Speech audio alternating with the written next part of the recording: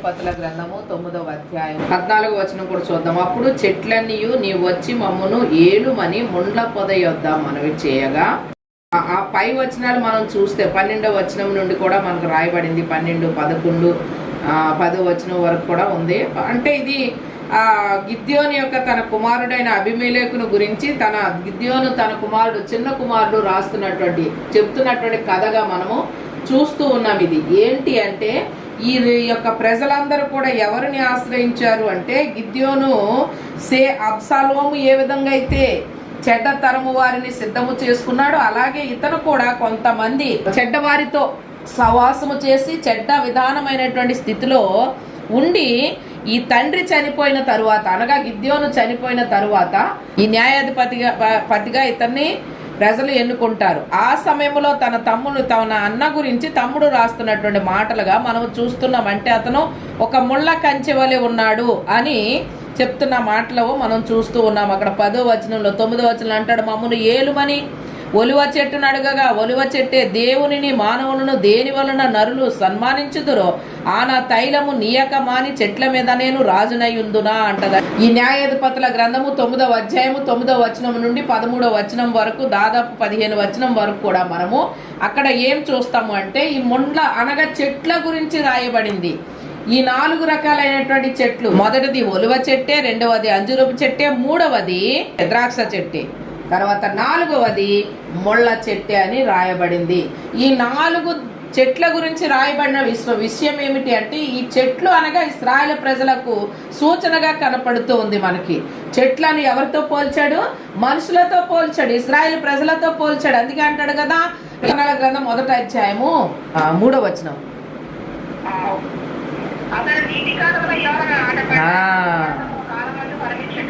ఫలమిచ్చు చెట్టు వలె నుండును. 3వ వచనంలో ఏ రాశాడు? ఫలమిచ్చు చెట్టు వలె నుండును అంటున్నాడు. అది మనుషుని గురించి చెప్పాడు. ఎప్పుడైతే మనము నది వారను నాటబడే వృక్షము అనగా చెట్టు ఒక సంఘములో కట్టబడిన వారమై ఆ సంఘములో దేవుని వాక్యం వింటూ వాక్యానుసారంగా నడిచేవారు ఎలా ఉంటారంట? నది వారన చెట్టు వలె ఉంటారు. వారు ఏం చేస్తారు? ఎప్పుడు కూడా పచ్చగా ఉంటారు. వారి ఆకు వాడిపోదు, వారి కాలములో ఫలములు ఇవ్వకుండా ఆ చెట్టు ఉండదు అని ఒక చెట్టుని ఎవరికి సాదృశ్యంగా చూశాడు మన వాక్యంలో చూస్తే మనుషులకు సాదృశ్యముగా. ద్రాక్ష చెట్టు చూడండి ఏమంటాడు? నేను ద్రాక్షవల్లిని, మీరేమై ఉన్నారు? తీగలై ఉన్నారు అన్నాడు యేసు ప్రభు 15వ అధ్యాయం యోహాను సువార్తలో. అనగా ద్రాక్ష చెట్టు తీగ ద్రాక్ష చెట్టుతో అంటబట్టి ఉంటేనే గాని ద్రాక్ష చెట్టు ఏం చేయదు చెప్పండి? కాయలు ఫలించదు అన్నాడు. అంటే చెట్లుగా చూశాడు. ఇక్కడ ఇశ్రాయేలు ప్రజలందరినీ కూడా చెట్లుగా చూశారు. అక్కడ ఏమంటారు అంటే ఆ చెట్లలో మనం చూస్తే ఇక్కడ 9వ వచనంలో అంటున్నాడు ఏంటి అంటే, ఏమంటున్నాడమ్మా అక్కడ 9వ వచనంలో? మీరు ఏం చేయమంటున్నాడు? మీరు చేసినది ఆ ముండ్ల పొదల వలె మేము ఉండకూడదు అని వీళ్ళు అనుకున్నప్పటికీ కూడా అక్కడ 9వ వచనంలో అంటున్నాడు, ఆ ఒలివ చెట్టు అంటుంది. ఒలివ చెట్టు కూడా వచ్చి కొందరు అంటున్నారంట, మీరు రండి నాకు రాజుగానే ఉండొచ్చు కదా, నాకు యజమానిగా ఉండొచ్చు కదా అంటే అప్పుడు ఆమె ఏమంటది? ఒలివ చెట్టు ఏం చెప్తుంది? ఒలివ చెట్టు దేవునిని మానవులను దేని వలన నరులు సన్మానించుదురో ఆనా తైలము నీయక మాని చెట్ల మీద రాజునయ్యుండి ఇటు అటు ఊగుద్దునా, లేకపోతే ఊగుటకు నేను వచ్చేదనా అని వాటితో అనేను. ఇది ఒక ప్రాముఖ్యమైనటువంటి చెట్టే. ఈ ఒలివ చెట్టే నూనెను తీసి, ఈ ఒలివ చెట్టే కాయలను తీసి వాటిని దంచి అచ్చ తైలమును తీసి ఎక్కడ వాడేవారు? మందిరంలో వాడేవారు. నిత్యము వెలుగుచుండే ఒక దీపమును, ఆ బలిపీఠము క్రింద పెట్టిన దీపమును ఏం చేసేవారంటే ఒలివ నూనెతో అది వెలిగించేవారు. అంతేనా?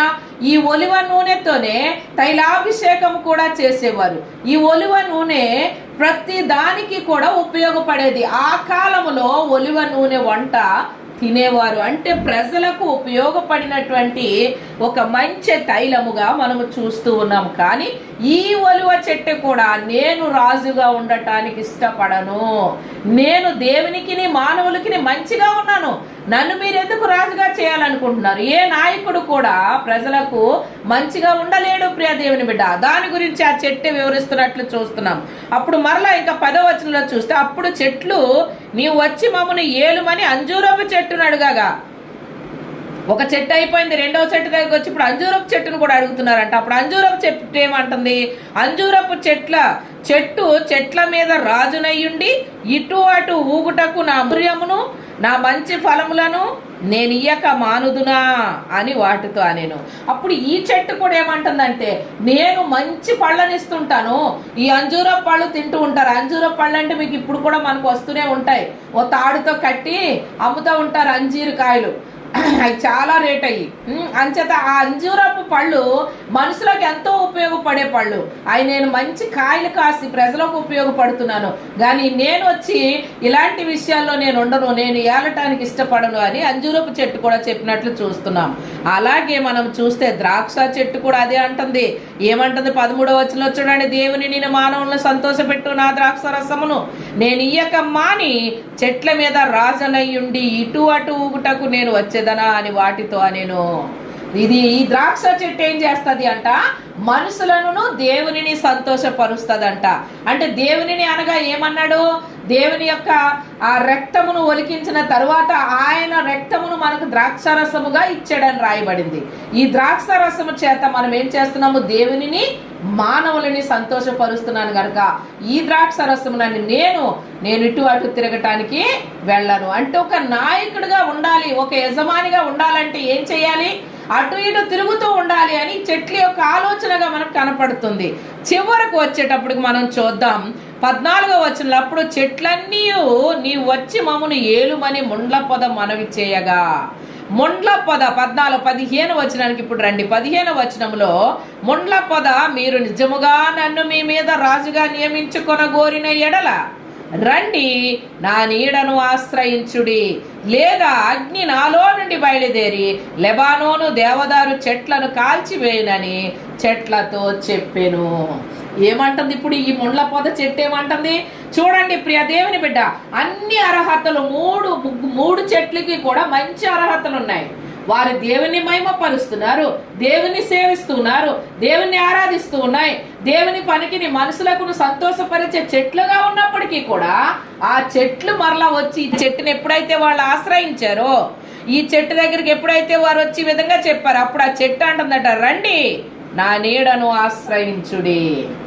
ఏ అర్హత లేనిది అనగా ఈ ముళ్ళ చెట్టు నీడకు ప్రజలను ఆశ్రయించమని చెప్తూ ఉన్నాయి. ఈ రోజున మన జీవితాల్లో మనం ఒక్కొక్క ద్రాక్ష వల్లి వలె ఉన్నాము, ఒక్కొక్క అంజూరపు చెట్టు వలె ఉన్నాము, ఒక్కొక్క ఒలివ చెట్టు వలె ఉన్నాం. అనగా మనం దేవుని పనులకు ఉపయోగపడుతూ ఉన్నాం, దేవునికి మనుషులకు ఉపయోగపడుతున్నాం, ఇతరుల కొరకు ప్రార్థించే వారముగా ఉన్నాం, ఇతరుల యొక్క కష్టాలలో పాలు పొందుకునే వారుగా ఉన్నాం. అన్ని విధాల మనం మంచి విధానంలో జీవిస్తున్నప్పటికీ కూడా కొన్నిసార్లు మనము ఎలాంటి నీడను ఆశ్రయిస్తున్నాము అనేది ఈరోజు మనం కొన్ని మాటల ద్వారా దేవుని యొక్క వాక్యము ద్వారా మనం బలపడదాం. గనుక ఇక్కడ ఏమంటుంది? ఈ ముళ్ళ చెట్టు ఏమంటుంది? రండి నా నీడను మీరు ఆశ్రయించుడి. ఏం చెప్తుంది ఈ ముళ్ళ చెట్టు? నా నీడను ఆశ్రయించి. ముళ్ళ చెట్టు లోకానికి సాదృశ్యంగా కనపడుతుంది, దేవుని భక్తి లేని యొక్క మనుషులకు సాదృశ్యంగా కనపడుతూ ఉంది. అలాగే మనం చూసుకుంటే ఎటువంటి ప్రయోజనము లేని ఈ ముళ్ళ చెట్టు అధికారమును ప్రదర్శిస్తున్నట్లుగా కనపడుతూ ఉంది. ప్రియ దేవుని బిడ్డ, ఈ ముళ్ళ చెట్టు యొక్క సాదృశ్యం ఏమిటి అంటే, ఈ చెట్టుకు మనం ఆశ్రయించామనుకోండి, మన జీవితం అంతా కూడా ఎలా ఉంటుంది అంటే కష్టాలలోను, ఇబ్బందులలోను, ఇరుకులలోను, అనేక శ్రమలలోను గడిచేటటువంటి జీవితముగా మారిపోతుంది ముళ్ళ చెట్టు నీడను గనక మనం ఆశ్రయిస్తే. ఎందుకంటే ముళ్ళ చెట్టు అంటే కష్టాలకు సాదృశ్యము. వాక్యములో ఉంటది కదా, యోహాను స్వార్త, మార్కు స్వార్త, మత్తయి స్వార్త, లోకా స్వార్తలో కూడా ఉదాహరణలో చెప్పాడు యేసు ప్రభు. 3 చోట్ల పడిన విత్తనములను గురించి రాయబడింది. ఈ విత్తనములు ఎక్కడ పడ్డాయి? కొన్ని విత్తనాలు వెళ్ళి ముళ్ళ పొదలలో పడ్డాయంట. ముళ్ళ పొదలలో పడిన విత్తనములు ఏమైపోయాయి? అణగారిపోయినాయి. ప్రియ దేవుని బిడ్డ, అవి మొలవలేదు. మంచి నేలలో పడిన విత్తనములు తప్ప రాతి నేలలో పడినవి గాని, త్రోవ ప్రక్కన పడినవి గాని, కొన్ని ముళ్ళ పొదలలో పడిన విత్తనాలు గాని. ముళ్ళ పొదలు అనగా అర్థం ఏమిటి అంటే ఆ యొక్క ఐక్య విచారం అని రాయబడింది. ఎదుగుతూ ఉంటాము వాక్యములో, బలపడుతూ ఉంటాము వాక్యములో, వాక్యము విని సరి చేసుకోవాలని ప్రయత్నిస్తాము. కానీ కొన్ని ఆ యొక్క మన శ్రమలు, లేక మనకున్న ఇబ్బందులు, మనకున్న ఆలోచనలు, ఇవన్నీ కూడా మనకి ఏం చేస్తాయి అంటే దేవుని దగ్గరికి ప్రయత్నం చేసినను తీసుకుని వెళ్ళలేని పరిస్థితి, అణగారిపోతుంటాయి ముళ్ళ పొదల్లో పడిన విత్తనములు. ఈ రోజున ఈ ముళ్ళ చెట్టు మనకు ఒక మంచి నేర్పును నేర్పిస్తూ ఉంది. ఏ నీడను మీరు ఆశ్రయిస్తారు? మీరు రండి, నా నీడకు రండి, నేను మీకు నీడనిస్తాను అని ఈ నీడ చెప్తున్నట్లుగా చూస్తూ ఉన్నాం. బైబిల్లో మనం చూస్తే ప్రియమైన దేవుని బిడ్డ, మనకు చాలా నీడలు కనపడతాయి. మనము తల్లి గర్భములో ఉన్నప్పుడు ఆత్మకును దేహమునకును ఎండ, వాన, శ్రమ, ఇబ్బంది, కష్టము లేకుండా మనకు తల్లి గర్భము ఒక నీడలా మనలను కాపాడుతూ ఉంటుంది. ఎలా కాపాడుతుందమ్మా తల్లి గర్భం? ఒక నీడలా కాపాడుతుంది. మనకు ఎండ తగలదు, వాన తగలదు, కష్టము రాదు, ఏమి తెలియదు. చక్కగా మనము తల్లి గర్భములో ఒక మంచి నీడలో ఉండేవాళ్ళం. మనం మంచి నివాసములో ఉన్నటువంటి నీడలో, అది ఒక నీడ, తల్లి గర్భం అనే నీడ. మనము చూస్తే మరలా మనం చూద్దాం ఈ నీడ ఎలాంటిది అంటే, ఈ ముళ్ళ పొదల యొక్క నీడ మీకు నేను ఆశ్రయం ఇస్తానంటది, కానీ దాని వలన మనకు ఎటువంటి ప్రయోజనము కూడా ఉండదు. ముళ్ళ చెట్టు నీడని ఎవరైనా ఆశ్రయిస్తారా చెప్పండమ్మా? ముళ్ళ చెట్టు నీడ కిందకి వెళ్ళి ఎవరన్నా కూర్చుంటారా? ఎందుకు కూర్చోరు అంటే, ఏమో ఎటువైపు నుంచి ఏ ముళ్ళు వచ్చి గుచ్చుకుంటాదో అని భయపడుతూ ఉంటారు. ప్రియ దేవుని బిడ్డ, ఈ లోకం అనే నీడలో గనక మనం ఉంటే, ఈ లోకం అనే నీడను గనక మనం ఆశ్రయిస్తే మన పరిస్థితి ఎలాగుంటుందంటే, ఎప్పుడు ఎటువైపు నుంచి ఏ శ్రమ వచ్చి మన మీద పడిపోతుందో మనకు తెలవదు. అందుకే దావీదు అంటాడు, దావీదు కీర్తనలో దావీదు రాస్తాడు ఒక మాట, మనుషులను నమ్ముకొనుట కంటే యెహోవాను ఆశ్రయించుట మేలు అంటాడు. ఏ చెట్టు నీడను మనము ఆశ్రయించాలి, ఏ చెట్టు నీడలో మనము ఉండాలి అంటే, వాక్యమును బట్టి చూస్తే మనము దేవుని చెట్టు నీడలో ఉండాలి. చూస్తే చాలా చెట్లు ఉన్నాయి ప్రియ దేవుని బిడ్డ. అంజూరపు చెట్టు అనగా, అగరు చెట్టు అనగా, అక్షోట చెట్టు అనగా, ఆవ చెట్టు అనగా, ఈత చెట్టు అనగా, ఒలివ చెట్టు అనగా, కంబళి చెట్టు అనగా, ఖర్జూరపు చెట్టు అనగా, గుజ్జు చెట్టు అనగా, ఇవన్నీ కూడా మనము చూస్తే బైబిల్లో మనకు చాలా చెట్లు కనపడతా ఉంటాయి. కానీ వాక్యములో మనం చూసుకుంటే కొన్ని చెట్లను గురించి ఈరోజు మనం చూద్దాం. మొదటి చెట్టు ఏమిటి అంటే, అది ముండ్ల పొద చెట్టు. ఈ ముండ్ల పొద చెట్టుకు మనము ఎప్పుడు కూడా నీడకు మనము చేరకూడదు. వాక్యములో మత్తయి సువార్త 11వ అధ్యాయం 28వ వచనములో యేసు ప్రభు చెప్తాడు, ఏమంటాడు? ప్రయాసపడి సమస్త భారమును మోయుచున్న జనులారా, ప్రయాసపడి మీ యొక్క సొంత భారమును మీరు మోసుకున్న ప్రజలారా, మీరు నా యొద్దకు రండి, నేను మీకు విశ్రాంతినిస్తానన్నాడు. ఎక్కడ మనకి విశ్రాంతి దొరుకుతుంది? ఎక్కడ మనకు ఆయన నీడలో మనకి విశ్రాంతి తప్ప భూమి మీద మరెక్కడ కూడా విశ్రాంతి లేదు. తల్లి గర్భములో విశ్రాంతి దొరుకునట్లుగా ఆయన చేతుల నీడలో, ఆయన రెక్కల నీడలో మనకేముంటది? ఏముంటదమ్మా? ఆయన రెక్కల నీళ్ళలో విశ్రాంతి ఉంటదని 91వ కీర్తనలు అంటాడు, సర్వశక్తి నీడను ఆశ్రయించువారు ఏమైనారు? ధన్యులు అంటాడు. సర్వశక్తిని నీడను మనం ఆశ్రయించిన వారము గనక మనం ఆయన చెట్టు నీడ అనగా ఆయన చేతుల నీడలోనే మనకు విశ్రాంతి దొరుకుతుంది. బైబిల్లో మనం చూస్తే యోనా గ్రంథం 4వ అధ్యాయం 6వ వచనములో ఇక్కడ ఒక చెట్టు రాయబడింది. ఇక్కడ మనం చూస్తే ఇది ఒక చెట్టు నీడగా కనపడుతుంది. ఈ చెట్టు ఏం చేసిందంట? ఎప్పుడైతే యోనాను దేవుడు తర్షీసునకు వెళ్ళమంటే, ఆ నినివే వెళ్ళమంటే తర్షీసుకు పారిపోయాడు. మరలా తర్షీసు నుండి తనను తీసుకొని వచ్చి సముద్రములో చేప గర్భములో పడి ఉండి సముద్ర నడి గర్భములో నుండి ప్రయాణము చేస్తూ మరలా యొక్క నినివే యొక్క గట్టు మీదకు వచ్చి పడినప్పుడు, నినివేలో అతను ఎండకు తట్టుకోలేక, అంటే ఎండ అంటే మానవునికి శ్రమ లాంటిది అని అర్థము. శ్రమ, కష్టము, ఇబ్బంది, భయంకరమైన పరిస్థితి, అంటే మనుషుడు తట్టుకోలేని పరిస్థితి అని దాని అర్థము, ఎండకు అర్థము. అయితే ఆ ఎండలో దేవుడు ఏం చేస్తాడంట? యోనా కొరకు ఒక చెట్టును రాత్రి రాత్రి మొలిపించాడంట. ఆ చెట్టు ఏమిటి అంటే సొర చెట్టు అని రాయబడింది. సొర చెట్టు ఏమైనా శాశ్వతమైన చెట్టా చెప్పండమ్మా? ఇది తాత్కాలికమైన చెట్టుగా కనపడుతూ ఉంది. ఇక్కడ మనం ఇప్పుడున్నటువంటి టైంలో కూడా చూడండి, మనం సొర చెట్టు వేస్తాము, దానికి ఆ కాలం ప్రకారంగానే అది కాయలు కాసి మరలా చెట్టు ఏమైపోద్ది, ఎండిపోతూ ఉంటుంది. అది తాత్కాలికమైనది కానీ శాశ్వతముగా ఉండే చెట్టు కాదు. అది ఒక అంజూరం చెట్టు కానీ, మామిడి చెట్టు కానీ, లేకపోతే ఏదన్నా పెద్ద పనస చెట్టు కానీ కాదు. ఇన్ని సంవత్సరాలు ఇది పంట పండుతుంది అనుకోవటానికి లేదు. ఈ చెట్టుకి ఇది ఒక తాత్కాలికమైన చెట్టు అని రాయబడింది. ప్రియ దేవుని బిడ్డ, యొక్క యోనా విషయములో దేవుడు ఎంత కనికరము చూపి రాత్రికి రాత్రే ఒక చెట్టును మొలిపించాడు. మంచిది, ఆ చెట్టు మామిడి చెట్టు కంటే నీడనిస్తుందంట. కారణం ఏంటి చెప్పండి? దాని ఆకులు పెద్దగా ఉంటాయి. దేవుడు అక్కడ మామిడి చెట్టు మొలిపించలేకపోయాడా? దేవుడు అక్కడ పెద్దది ఏదైనా అంజూరపు చెట్టు కానీ, లేకపోతే ద్రాక్ష చెట్టు కానీ, ఒలివ చెట్టు కానీ ఎందుకు చేయలేదు? అదే ఆనప చెట్టుని ఎందుకు పెట్టాడు అక్కడ? ఆ సొర చెట్టుని ఎందుకు పెట్టాడు అంటే అది తాత్కాలికమైనది. ఆ స్థలములో యోనా శాశ్వతంగా ఉండిపోయే మనిషి కాదు గనక, ఆ స్థలములోనే ఉంటాడు అనేది లేదు గనక దేవుడు ఒక తాత్కాలికమైనటువంటి చెట్టుని ఏర్పాటు చేశాడు. యోనా యొక్క మనసును తెలుసుకోవటానికి, యోనా యొక్క బుద్ధిని గ్రహించటానికి, యోనా యొక్క తలంపును గ్రహించటానికి ఏం చేశాడంట? ఒక సొర చెట్టును చేశాడు. ఈ నీడను ఇతను ఆశ్రయించి ఏం చేశాడంట? చాలా సంతోషం అయిపోయాడంట ఆ నీడను చూసి.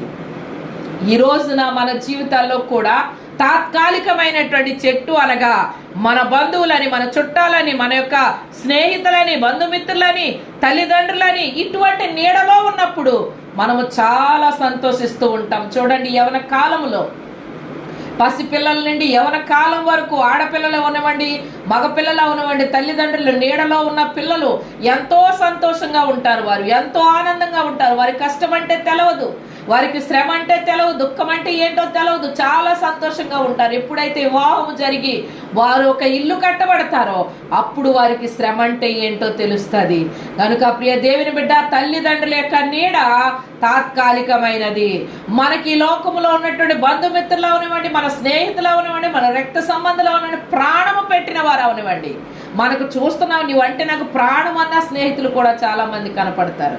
భార్యాభర్తలు మొదటగా ప్రేమించుకునేటప్పుడు నువ్వంటే నాకు ప్రాణము, నేనంటే నీకు ప్రాణము, నువ్వు లేకపోతే నేను బ్రతకననే వాళ్ళు భార్యాభర్తలు ఎంతో మంది ఉంటారు. కాలం వచ్చేటప్పుడు వారిద్దరికి కూడా మనస్పర్ధలు వచ్చి విడిపోయే పరిస్థితులు ఎన్నో ఉంటాయి, ఎన్నో చూస్తూ ఉంటాం మనం. ప్రియ దేవుని బిడ్డ, ఈ బంధుత్వాలు తాత్కాలికమైన బంధుత్వాలు. ఈ బంధుత్వము నీకు నీడనిస్తుంది కానీ, అది తాత్కాలికమైన నీడనిస్తుంది కానీ ప్రియ దేవుని బిడ్డ శాశ్వతమైన నీడ నీకు ఇవ్వదు. ఒకటి ముండ్ల పద గురించి విన్నాం, రెండవది యోనా యొక్క నీడ, ఆ చెట్టు సొర చెట్టు నీడను మనం విన్నాం. ఇది తాత్కాలికమైన నీడగా చూస్తూ ఉన్నాం. ఇంకొక చెట్టును గురించి మనం చూద్దాం. నేను చెట్లన్నిటి గురించి చెప్పడానికి కాదు కానీ కొన్ని మాత్రమే చెప్తున్నాను, 2-3 మాత్రమే. వాడు చూద్దాం. మొదటి రాజుల గ్రంథము 19వ అధ్యాయము 4వ వచనాన్ని ఒకసారి త్వరగా చేసి చదవండి అమ్మ.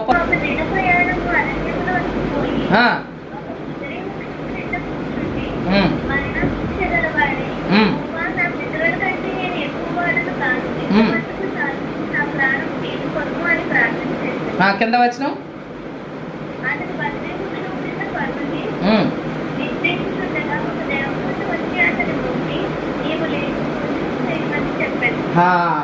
ఇక్కడ మనము చూస్తే ఇతను ప్రవక్తలలో అందరికంటే ఒక రోషము కలిగినటువంటి ప్రవక్తగా చూస్తున్నాము ఏలియాని. ఏలియా ఒక రోషము కలిగిన వాడు, దేవుని కొరకు బహుబలమైనటువంటి కార్యాలు చేశాడు, ఎన్నో అద్భుత కార్యాలు చేశాడు. ఆకాశము నుండి అగ్నిని దింపి ఆ బయల ప్రవక్తలను, ఆసేరు ప్రవక్తలను 850 మందిని తల మొండు వేరు చేసినటువంటి ఒక గొప్ప ప్రవక్త, రోషము కలిగిన ప్రవక్త. అంత గొప్ప కార్యము చేసిన తర్వాత ఒక చిన్న విషయానికి ఆ స్త్రీ ఏలియాను పట్టుకొని చంపండి అనే మాటకి నన్ను చంపేస్తుందని భయపడి పారిపోయాడంట ఏలియా. పారిపోయి మొత్తానికి ఏ నీడలో ఉన్నాడు? వెళ్ళి బదిరీ వృక్షము యొక్క నీడలోనికి వెళ్ళాడంట. ఈ నీడను గురించి ఏమి రాయబడింది అంటే ఇది పిరికితనము గల నీడ.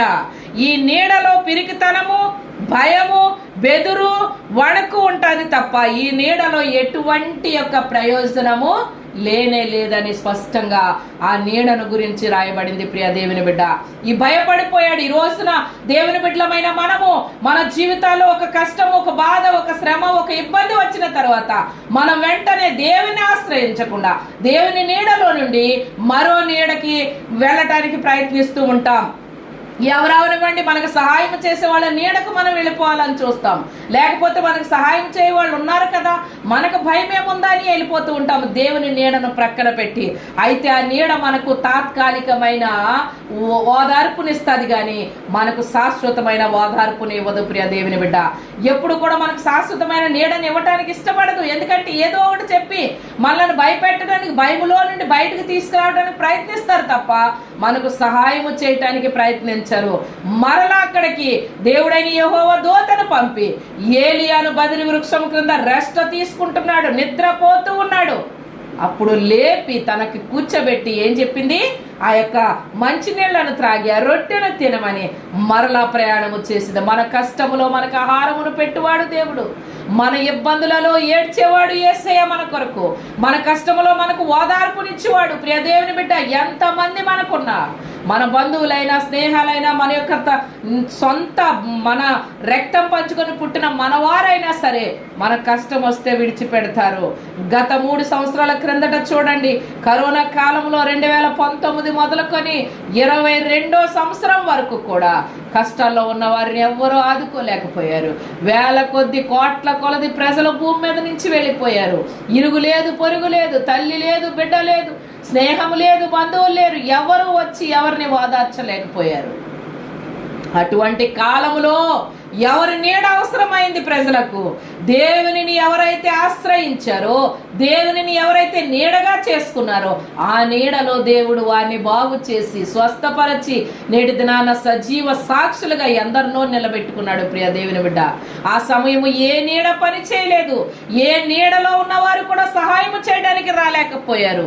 ఇది ఒక పిరుకుతనము గల నీడలోనికి బలవంతుడైనటువంటి ఒక గొప్ప రోషము కలిగిన పరిశుద్ధ దేవుని ఆరాధిస్తున్న ఏలియా కూడా భయపడిపోయాడు. అటువంటి నీడలో ఉన్నాడు ఏలి.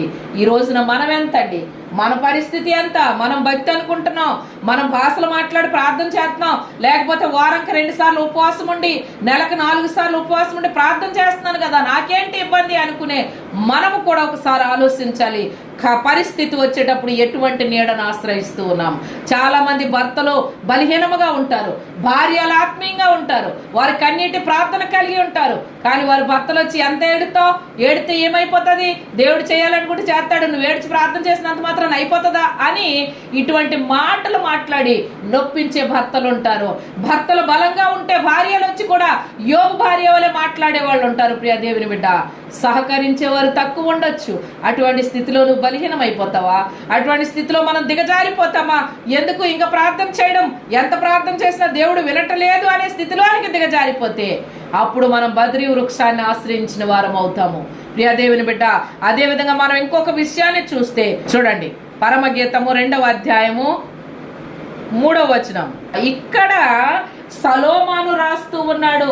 ఈ సలోమాను రాస్తున్నటువంటి మాట ఏంటమ్మా?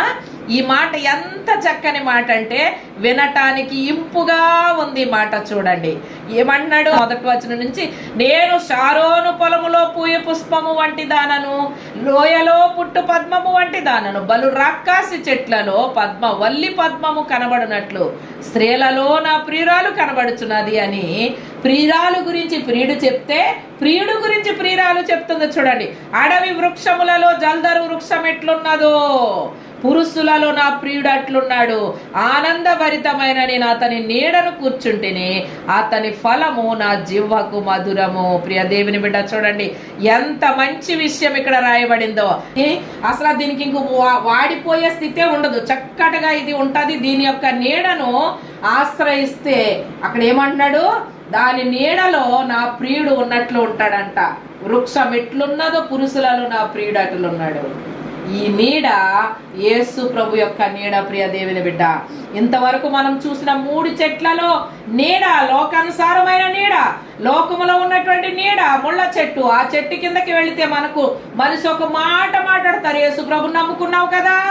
ఒకవేళ మీరు ఏదన్నా కష్టం వచ్చి అన్యజనుల ఇంటికి వెళ్ళి మీరు ఏదన్నా కష్టాన్ని చెప్పండి, ఎటకారంగా మాట్లాడుతూ ఉంటారు, ముళ్ళు గుచ్చే మాటలు మాట్లాడతారు. నువ్వు దేవుని నమ్ముకున్నావు కదా, నువ్వు యేసు ప్రభుని నమ్ముకున్నావు కదా, నీకు ఎందుకు ఇలా జరిగింది, ఇలా జరగకూడదు కదా అని ముళ్ళు గుచ్చే మాటలు మాట్లాడతారు ప్రియ దేవుని బిడ్డ. ఇష్టం లేని మనుషుల దగ్గరికి వెళ్ళామనుకోండి, దేవునినే ఇష్టపడని వారు మనకి ఎట్లా ఇష్టపడతారు? ముళ్ళు గుచ్చుకునే మాటలు మాట్లాడతారు. అదే ముళ్ళ చెట్టు. ఎప్పుడు కూడా అన్యజనుల యొద్దకు వెళ్ళి నీ సమస్యను చెప్పుకోవద్దు ప్రియ దేవుని బిడ్డ. అది నీకు లోకమే కాదు, నీవు దేవునిని కూడా దిగజార్చే స్థితిలోనికి వెళ్ళిపోతావు. నీ కష్టం ఉన్నా, నీకు బాధ ఉన్నా, నీవు దేవుని పాదాలు పట్టుకుని ఏడవాలి. అంతేగా నీ కష్టాన్ని ఎప్పుడు అన్యజనులు ఎదుట చెప్పుకోవద్దు. ఏలియా పౌరుషము గల మనుషుడు, బయల దేవత పూజలను చంపించిన వాడు. ఎంత పౌరుషము కలిగిన వాడు ఆలోచించాలి తెలుసా ప్రియ దేవుని బిడ్డ. అటువంటి పౌరుషం గల దేవుని ఆరాధిస్తున్నాం మనము. అన్యజనుల ఎదుట మనము దేవుని బలహీనపరచకూడదు ప్రియ దేవుని బిడ్డ. జ్ఞాపకం చేసుకోండి, ఎప్పుడు ముళ్ళ కంచె అనగా లోకములో ఉన్న మనుషులని అర్థము. వారి యొద్దకు వెళ్ళి ఎప్పుడు మన కష్టాన్ని చెప్పొద్దు, మన బాధలను చెప్పుకోవద్దు. దేవుని ఆశ్రయించి దేవుని దగ్గర చెప్పుకోవాలి. రెండవ చెట్టు గురించి చెప్పాను నేను. ఆ రెండవ చెట్టు ఏంటి? యోనా చెట్టు. తాత్కాలికమైన చెట్టు. బంధువులు, చుట్టాలు, ఇంట్లో ఉన్నవారు, నీ అక్క చెల్లుళ్ళు అవ్వచ్చు, అన్న తమ్ముళ్ళు అవ్వచ్చు, ఏదన్నా కష్టం చెప్పుకుంటే సహాయం చేయరు. నీకు ఏదో సహాయం చేసినట్టుగా ప్రవర్తిస్తారు. అక్క నీకు ఇవ్వాలనుకున్నాను, నువ్వు అడిగావు 10,000, నీకు ఇవ్వాలనుకున్నాను అక్క, సడన్ గా ఇంకేదో పని వచ్చి తీసుకెళ్లిపోయారు. ఇద్దాం అనుకున్నాను అక్క గానీ ఇవ్వలేకపోయాను. ఇదేమైంది నీకు? తాత్కాలికమైన నీడ. సహాయం చేయాలనుకున్నట్టుగా నటించే మనుషులు అన్నమాట. ఇది తాత్కాలికమైన నీడ.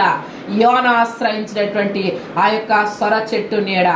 ఏ నీడను మనం ఉండటానికి రోజున ఇష్టపడుతూ ఉన్నాం. అంతేకాదు ఇంకొక చెట్టు గురించి చెప్పాను, పిరికి తనము గల చెట్టు. ఎవరి దగ్గరికి వెళ్ళి కష్టం చెప్పుకుంటా, అమ్మో ఇంత పెద్ద శ్రమ వచ్చి పడిందా, అయ్యి బాబు వాళ్ళు అసలే మంచోళ్ళు కాదమ్మా బాబు, మిమ్మల్ని వదులుతారో లేదో, అయినా మా ఇంటి దగ్గర మీరుంటే మీకు వస్తుంది, నాకు వస్తుంది తలపోటు బాబు, మీరు ఎక్కడికన్నా దూరంగా వెళ్ళిపోండి అని మనకు కష్టం వచ్చేటప్పుడు ఏం చెప్తుంటారు వాళ్ళు? ఇంకా పిరికి చేసేస్తా ఉంటారు.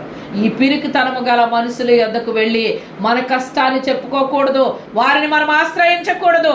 అందుకే అంటున్నాడు, జల్దరు వృక్షము కిందకు వెళ్ళి ఆ నీడను ఉండాలంటే. అదే గ్రంథంలో చూడండి, 1వ అధ్యాయం 7వ వచనం, నా ప్రాణ ప్రియుడు నీ మంద నీ వెచ్చట మేపుదువో, మధ్యాహ్నమున నేను అచ్చట నీ నీడకు వాటిని తోలుదును, వాని నాతో చెప్పుము, ముసుగు వేసుకొనిన దాననై నీ జతగాండ్ల మందల యొద్ద నేనుండును, నేనెందుకు ఉండవలెను అని ఆమె అడుగుతుంది. తన ప్రియుడికి ప్రశ్నిస్తుంది. ప్రియ దేవుని బిడ్డ, నీవెక్కడుంటావో చెప్పు. అది మధ్యాహ్నం అవనే, అది ఎండ అవనే, అది నీడవనే, అది వర్షము రానే, నేను నీ యొద్దకు వచ్చేదను.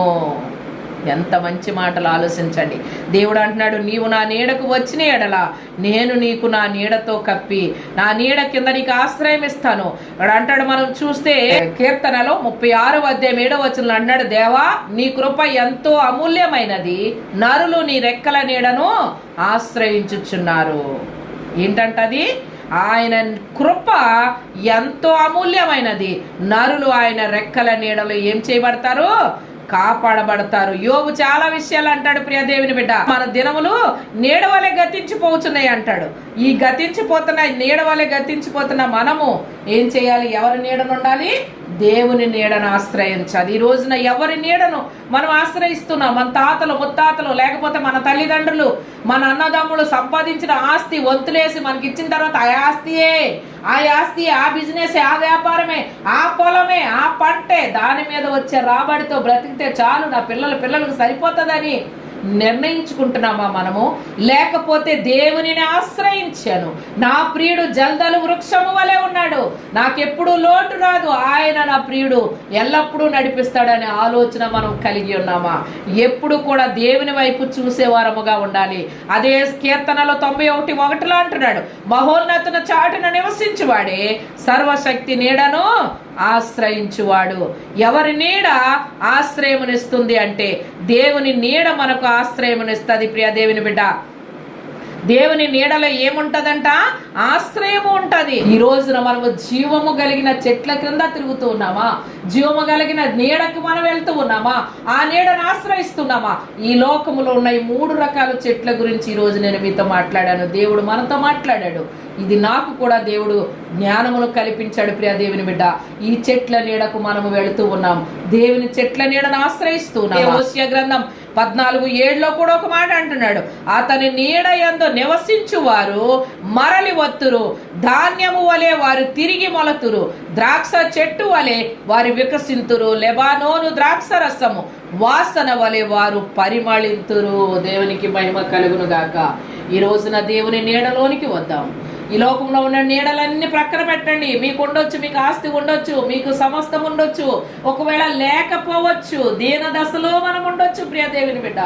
కానీ నీవు దేవుని దగ్గర మొరపెట్టు. నీ ప్రతి సమస్య కొరకు ఆయన పాదాలు పట్టుకుని ఏడ్చిన ఎడల, ఈ రోజు చేసిన ప్రార్థన ఈ రోజు జరగకపోయినా అది తర్వాత 1 సంవత్సరం తర్వాత అయినా నీ ప్రార్థన, నా ప్రార్థన నెరవేరుతుంది ప్రియ దేవుని బిడ్డ. ప్రార్థనకి ఎప్పుడు ఆటంకం ఉండదు. దేవుని పాదాలు పట్టుకొని మనం ఏడాలి, ఆయన నీడను ఆశ్రయించాలి. అంతేగాని మనము తాత్కాలికమైన నీడ కానీ, ఆ భయపెట్టే నీడలకు కానీ, లేకపోతే ముళ్ళ కంచి వలె అన్యజనులు పొడిచి మాట్లాడే వాళ్ళ నీడకు కానీ మనం ప్రయాణము చేయకూడదు ప్రియ దేవుని బిడ్డ. మనకు ఎట్టి శ్రమ కలిగినను, ఎట్టి కష్టము కలిగినను ఆ దేవుని యొక్క నీడలోనికి వెళ్ళినప్పుడు ఆయన ఏమంటున్నాడు, అతని నీడ యందు నివసించువారు మరలి వత్తురంట, ధాన్యము వలె వారు తిరిగి మొలతురు. అంటే ఎండిపోయినా సరే ఆయన నీడలోని ఉంటే నీవు మరలా ఏం చేస్తావు, మొలకెత్తుతావు. మరలా నీ వాడిపోయిన ఆ చెట్టు వలె ఉండవు, ఎండిపోయిన ధాన్యం తోట వలె ఉండవు, మరలా నీవు చిగురిస్తావు. అంతేకాదు తిరిగి మొలతురు, ద్రాక్ష చెట్టు వలె వారు వికసింతురు, లెబానోను ద్రాక్ష రసము వాసన వలె వారు పరిమళింతురు. ఈ రోజున ఎంతమంది లేరండి ప్రభువుని నమ్ముకున్న వారు పరిమళిస్తూ ఉన్నారు, సువాసన కలిగి ఉన్నారు. ఆమె నిలబడి సాక్ష్యం చెప్తే అందరూ ఆశ్చర్యపోయా. సాక్ష్యాన్ని బట్టి అనేక మంది ప్రభువుని నమ్ముకున్న వారు ఉన్నారు. ఆయన నిలబడి దేవుని కొరకు సాక్ష్యము చెప్తే అనేక మంది దేవుని నమ్ముకున్న వారు ఉన్నారు. కారణం ఏమిటి అంటే వారు అద్భుత సాక్ష్యములను బట్టి. చనిపోయిన నేను బ్రతికాను, దేవుడు నన్ను బ్రతికించాడు. ఎండిపోయిన నా జీవితమును చిగురింపజేశాడు దేవుడు. ప్రియ దేవుని బిడ్డ, చేయగల సమర్థుడైన ఆయన నీడను ఆశ్రయిద్దాం, ఆయన యొద్ద మొర పెడదాం. వేరొకరి దగ్గరికి వెళ్ళి మన సమస్యలు చెప్పుకోవద్దు. వేరొకరి దగ్గరికి వెళ్ళి మనకున్న వేదన వారితో మనం మాట్లాడుకోవద్దు ప్రియ దేవుని బిడ్డ. అందుకనే దేవుని సన్నిధిలో మనం ఏడ్చి, దేవా నీవే నాకు సమస్తము, నీవే నాకు సమస్తమై ఉన్నావని ఆయన దగ్గర మనం ఏడ్చి ప్రార్థన చేసినప్పుడు దేవుడే మనకు సహాయము చేయగల దేవుడు. ఆయన మనకు ఉన్నప్పుడు మనకు ఎటువంటి కష్టము కూడా మన మీదకి రాదు ప్రియ దేవుడు. వచ్చినాను వాటి నుండి విడుదల చేయగల ప్రభువా నీవు నాకు సహాయము చేయము, నీవు నాకు కాపాడు ప్రభు అని దేవుని సన్నిధిలో ఆయన పాదాలు పట్టుకొని ఎడదాం. నీవే నాకు సహాయము, నీవే నాకు నీడ, నీవే నాకు ఆశ్రయము. ఈ రోజున మనం ఎవరికి ఆశ్రయిద్దాం చెప్పండి? కళ్ళు మూసుకోండి, చిన్న ప్రార్థన చేద్దాం. ప్రభువా నీవే నా ఆశ్రయము, నీవే నా నీడ, నీవే నాకు సమస్తమని దేవుని సన్నిధిలో మొరపెట్టి ప్రార్థన చేసినప్పుడు దేవుడే మనకు కాపరి అయి ఉండాలి. అందుకే అంటాడు ప్రకటన గ్రంథములో, ఆ యొక్క బాష్ప బిందువులను తుడిచివేయవాడు ఆయన. మనకు ఆ యొక్క భయంకరమైన స్థితిలో నుండి ఓదార్పునిచ్చేవాడు దేవుడు. మన శ్రమల గుండా ప్రయాణము చేస్తున్నప్పుడు, కష్టము కలిగినప్పుడు ఆ కష్టములో నుండి విడుదలనిచ్చి ఆయన రెక్కల చాటునకు మనలను తీసుకుంటాడు. అందుకే యెరూషలేముతో అంటాడు, యెరూషలేమా యెరూషలేమా అనేకసార్లు నేను నీ యొద్దకు వచ్చి తిని నిన్ను నా రెక్కల క్రింద దాచిపెట్టుకుంటున్నాడు. కోడి తన రెక్కల క్రింద తన బిడ్డలను కాపాడినట్లుగా అనేక సార్లు దేవుడు మనలను తన రెక్కల నీడకు తీసుకొని ఆయన కాపాడునట్లుగా చూస్తూ ఉన్నాం.